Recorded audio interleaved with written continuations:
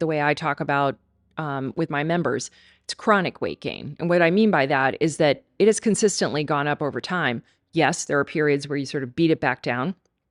Um, I did Weight Watchers for a little while. I'm old enough to remember the horrifying public weigh-ins, and I honestly felt, even though I lost weight doing that, I really hated it. And so, how are you going to sustain doing anything you don't like?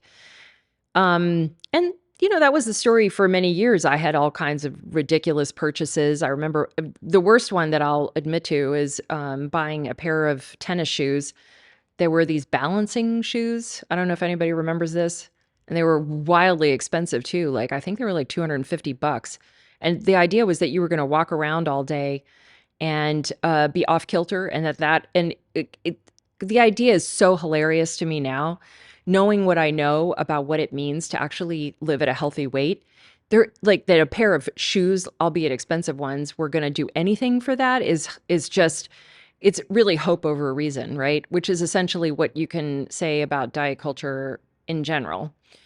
And that went on for a long time. I remember the moment though that I gave up dieting, and that moment was actually at the gym. So, I was still exercising and going to the gym all the way through this. And I weighed myself one day. I sort of like summoned my bravery to stand on the scale to find out where all my efforts were going. And where they were going was that I had now crossed the 200-pound threshold quite handily. And I stepped off that scale and in shock, you know, and and real distress. I felt deep distress over this situation. And I went home from that day and started rethinking everything. Everything.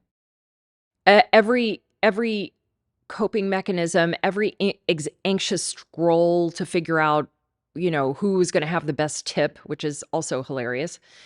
And you can't hack or tip your way into this. There are no tips. Like I just, there might be tips on like different strategies, but there's some deep fundamental understanding that has to happen. In any case, I really I'd say within a week or two of that experience, I had decided to never diet again. None. No books, no apps, no nothing. And it wasn't that I had given up on having a healthy weight. I just felt deep into my bones that this was not going to be the way.